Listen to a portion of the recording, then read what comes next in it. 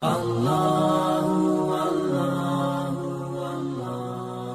tanah airmu engkau akan mendapatkan balasan ketika engkau pergi haji. Banyak yang terjadi. Coba kamu tanya sama orang-orang yang pernah haji, apakah mereka mendapatkan balasan setimpal ketika apa yang mereka lakukan di tanah air mereka?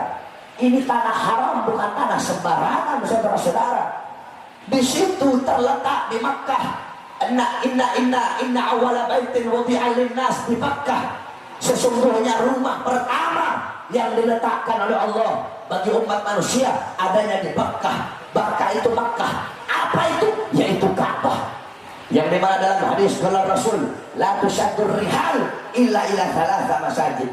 Masjidil Hadza wa Masjidil Haram wa Masjidil Aqsa. Tidak ada bepergian yang lebih utama selain pergi ke tiga masjid. Masjidil Hadza, masjidku ini, Masjid Nabawi, wa Masjidil Haram dan Masjidil Haram, wa Masjidil Aqsa dan Masjidil Aqsa. Dalam hadis yang lain, salatun fi Masjidil Hadza afdal min mi'ati alfi salatin. Salatun fi Masjidil Hadza afdal min alfi salatin fi ma siwahu. Salat di masjidku ini lebih utama daripada 1000 kali salat di masjid-masjid yang lain, yaitu Masjid Nabawi, illa Masjidil Haram, kecuali Masjidil Haram. Salatun fi Masjidil Haram afdal min mi'ati alfi salatin fi ma siwahu. Salat di Masjidil Haram di Makkah itu 100.000 kali lebih utama daripada salat di masjid-masjid yang lain. Ketahuilah wahai saudara-saudara, di Makkah setiap hari turun 120 rahmat. Tiap hari berapa rahmat yang turun? 120 rahmat turun di Ka'bah tiap hari. 60 rahmat bagi orang-orang yang tawaf, 40 rahmat bagi orang-orang yang sholat langsung menghadap Ka'bah, 20 rahmat untuk orang-orang yang memandang Ka'bah. Cuma mandang Ka'bah saja dapat 20 rahmat, saudara-saudara. 120 rahmat tiap hari turun. 60 untuk orang yang tawaf, 40 untuk orang yang sholat, 20 untuk orang yang memandang Ka'bah. Oleh karenanya engkau tamu-tamunya Allah. Ketika engkau datang ke Makkah, yang nyambut kamu adalah malaikat. Malaikat peluk kamu, malaikat cium kamu. Dalam hadis apa kata Rasulullah? Para orang-orang yang berhaji, mereka adalah tamu-tamunya Allah. Maka ketika mereka berkata, ya Allah ampuni aku, mereka minta ampunan, Allah ampuni dosa mereka. Mereka minta taubat, aku terima taubatnya. Mereka minta hajat, aku kabulkan hajatnya. Karena mereka tamuku, apapun yang mereka minta akan aku beri, kata Allah Subhanahu wa ta'ala. Jadi kamu jadi tamunya Allah, bersihkan kau punya hati, bersihkan kau punya niat. Nafkah, rezeki yang kamu bawa harus nafkah yang halal, harus rezeki yang halal. Jangan dari nafkah yang haram. Ada dua kelompok kelak ketika mereka pergi haji. Kelompok pertama, ketika mereka bertalbiyah, labbaik Allahumma labbaik, labbaik Allah syarika laka labbaik. Malaikat menyeru, hajimu diterima, hajimu mabrur, panggilanmu diterima, seruanmu diterima. Kenapa? Karena rizkimu halal, nafkahmu halal, bekalmu halal, niatmu bagus, niatmu baik. Tidak kamu keluar dari tanah ini kecuali dapat rahmat dari Allah. Kelompok yang kedua, mereka bertalbiyah, labbaik Allahumma labbaik, labbaik Allah syarika laka labbaik. Tiba-tiba terdengar seruan, panggilanmu ditolak, seruanmu ditolak, hajimu ditolak. Kenapa? Nafkahmu haram, bekal yang kau bawa bekal haram. Kamu datang haji dari hasil mencuri, uangnya dari hasil korupsi, uangnya dari hasil mencuri, dari hasil korupsi, dari hasil merampas haknya orang, dari hasil melebihkan timbangan, dari hasil menyusahkan orang. Hajimu ditolak. Tidaklah kamu pulang kemari, tidaklah kamu pulang dari sini kecuali hanya mendapatkan kemurkaan dari Allah Subhanahu wa ta'ala. Oleh karenanya saudara-saudara yang mau pergi haji, luruskan kau punya niat, pasang kau punya niat. kamu punya uang, mampu untuk pergi haji, cepat-cepat berangkat haji. Dalam hadis qudsi, apa kata Allah? Seorang hamba, aku berikan dia keluasan tenaga. Dia punya tenaga, mampu, kuat, sehat. Aku beri dia juga keluasan harta. Punya uang, punya nafkah, punya belanja, cukup dia untuk pergi haji. 5 tahun berlalu dalam kecukupan jasad, 5 tahun berlalu dalam kecukupan harta, tapi dia tidak kembali kepadaku. Maksudnya 5 tahun berlalu dalam keberadaan harta, 5 tahun berlalu kamu banyak uang, selama 5 tahun mampu pergi haji tapi nggak pergi. Apa kata Allah? Maka kamu tidak akan mendapatkan rahmatku. Yakni apa? Kamu akan mendapat murka Allah Subhanahu wa ta'ala. Nah, adapun bagi kalian yang belum mampu, yang belum mampu jasad, yang belum mampu uang harta untuk pergi haji, niatkan dari sekarang. Ya Allah, saya niat kalau saya punya uang saya mau pergi haji. Ya Allah, saya niat kalau saya ada keluasan harta saya ingin menjadi tamu pergi haji. Tiba-tiba kamu mati dalam niat tersebut, kamu mendapatkan pahala haji walaupun kamu tidak haji.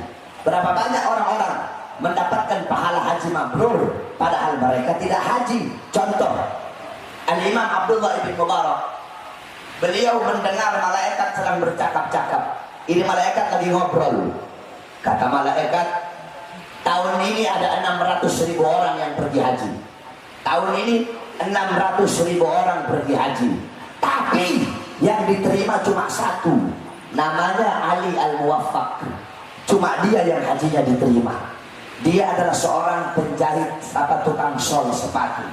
Abdullah bin Mubarak heran, 600.000 orang pergi haji tapi cuma satu yang hajinya mabrur. Dicari, orangnya ada di Damaskus. Ketika Imam Abdullah bin Mubarak sampai ke Damaskus, dicari seorang penjahit sepatu yang namanya Ali Al-Muwaffaq. Tiba-tiba beliau ketemu. Kamu Ali Al-Muwaffaq? Ya, saya Ali Al-Muwaffaq. Tolong cerita kepadaku, kenapa kok haji kamu diterima? Loh, saya nggak pergi haji, kata beliau. Terus coba ceritain amal apa yang kamu lakukan. Beliau cerita, oh kemarin saya punya istri lagi ngidam. Ngidam apa? Perempuan kan kalau ngidam aneh-aneh. Saya punya istri ngidam daging milik tetangga sebelah yang sedang dipanggang. Saya mau cari daging lain, dia nggak mau. Maunya daging tetangga yang ada di sebelah yang lagi dipanggang. Emang kalau orang ngidam itu aneh-aneh. Sama kayak saya punya istri. Istri saya ngidamnya apa aneh? Saya tanya, kamu ngidam apa? Saya ngidam, saya pengennya Kak Bahar nikah lagi.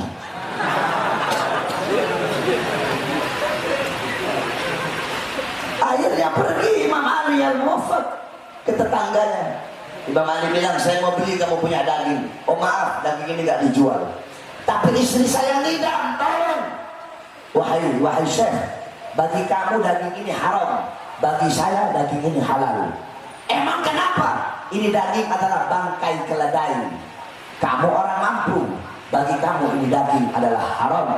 Saya janda, anak-anak saya yatim, berhari-hari gak makan, sehingga bagi saya bangkai ini halal bagi saya. Aku pun kasihan, maka aku berikan semua bekal hajiku kepada dia. Gara-gara itu hajinya diterima mabrur, niatnya sampai, dapat pahala mabrur walaupun jasadnya tidak pergi ke sana. Oleh karena itu, kalau punya harta, punya uang, niatkan dari sekarang untuk pergi haji. Adapun bagi orang-orang yang punya uang, punya harta, tapi nggak mau pergi haji, bukan dia yang nggak mau pergi haji, tapi Ka'bah nggak mau didatengin sama orang yang congornya kayak begitu, saudara-saudara. Siapa kamu, siapa Ka'bah? Kalau ada orang punya uang, tapi nggak mau pergi haji, bukan dia yang nggak mau pergi haji, bukan. Tanah Mekah nggak mau diinjak sama orang yang congornya kayak begitu. Kalau ada orang punya uang tapi nggak mau pergi haji, bukan dia nggak mau pergi haji. Hajar Aswad nggak mau dicium sama orang yang punya congoran kayak begitu. Orang-orang yang haji, orang-orang yang dipilih oleh Allah. Contoh, Al-Imam Ibn Munkadir, Al-Imam Ibn Munkadir, beliau haji 33 kali. 33 kali haji, 33 kali wukuf. Ketika sedang wukuf di Arafah, wukuf yang ke-33, tiba-tiba beliau berdoa, ya Allah, wukufku yang pertama untuk menggugurkan rukun hajiku. Wukufku yang kedua, aku hadiahkan pahalanya untuk bapakku. Wukufku yang ketiga, aku hadiahkan pahalanya untuk ibuku. Sisa 30 ini aku hadiahkan untuk semua orang-orang yang wukuf di padang Arafah ini. Tiba-tiba dia tertidur. Ketika dia sedang tertidur, terdengar suara, wahai Ibn Munkadir, apakah engkau akan mendermawakan dirimu kepada Sang Maha Dermawan? Hei Ibn Munkadir, ketahuilah bahwasanya Allah telah mengampuni dosa-dosa orang yang wukuf di Arafah 60.000 tahun sebelum Allah ciptakan padang Arafah. 60.000 tahun sebelum Allah ciptakan Arafah, sudah Allah ampuni dosa-dosa orang yang wukuf di Arafah. Berarti orang-orang yang haji itu adalah orang-orang yang dipilih oleh Allah Subhanahu wa Ta'ala. Kalau kamu tidak mampu tapi tetap berusaha pengen naik haji, kata Habib Abdullah Haddad, itu merupakan tanda sebagai kesempurnaan imanmu. Nggak punya uang tapi tetap berusaha pengen haji, itu tanda kesempurnaan iman. Tapi nggak punya uang, maksa pergi haji sampai anak istrinya terlantar, pergi haji tapi bikin susah orang, kata Habib Abdullah Haddad, ini justru jatuhnya haram. Jadi sama kayak orang bangun rumah tapi dengan waktu yang sama dia menghancurkan satu kota. Jadi kamu nggak cukup hartamu, niatkan dari sekarang. Agar apa? Agar Allah Subhanahu wa Ta'ala jadikan kamu tamu-tamunya Allah, sehingga bisa pergi haji dan menjadi haji yang mabrur. Loh, contoh haji mabrur itu seperti apa? Ada tandanya, ada alamatnya. Kamu lihat artis-artis itu, banyak artis-artis di TV, betul? Banyak artis yang naik haji, betul? Mereka pergi haji pakai pakaian ihram, pergi haji, pakai jilbab ditutupin, pulang pakai rok ini, pulang joget dangdut, pulang goyang itik, pulang goyang neter, tetap gak berubah. Kenapa? Karena pergi hajinya nafkahnya haram. Pergi hajinya nafkah yang dipakai dari hasil jualan aurat, jualan tetek, tahu tetek, jualan payudara, jualan aurat, jualan paha. Makanya hajinya gak mabrur. Kenapa? Nafkah yang dipakai nafkah haram. Kamu kalau mau lihat orang hajinya diterima, gampang. Sebelum haji baik, habis haji lebih baik dari sebelumnya. Sebelum haji buruk, habis haji jadi hamba yang baik. Yakni apa? Bertambah ketaatannya, al-barakah, berkah. Di banyak orang Banjar, orang Madura suka ngomong berkah. Dikit-dikit minta berkahnya, minta berkahnya. Berkah itu apa? Hah? Berkah itu bukan bertambah harta, bukan bertambah pangkat, bukan bertambah umur, bukan bertambah jabatan. Al-barakah tuzibukum fit ta'ah. Barakah bertambahnya ketaatan, kepatuhan, ketundukan kepada Allah Subhanahu wa Ta'ala. Jadi kalau sebelum haji buruk, habis haji baik, bertambah kebaikannya, berarti hajinya diterima oleh Allah Subhanahu wa Ta'ala.